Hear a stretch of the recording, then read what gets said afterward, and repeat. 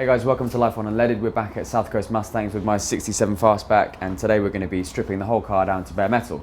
We're going to use a recycled glass, really fine medium instead of acid dipping because it's more cost and time effective to do it this way, I think. So we're going to give it a whirl, fire up the compressor and get started.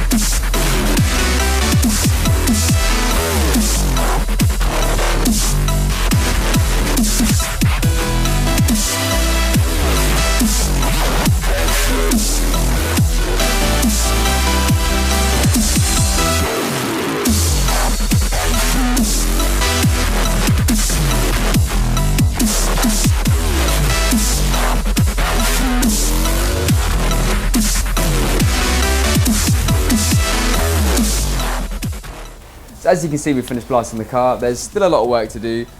Next, we're going to move on to sorting out all the car's bodywork before paint. So I will keep you guys updated, and I'll see you guys in the next restoration video.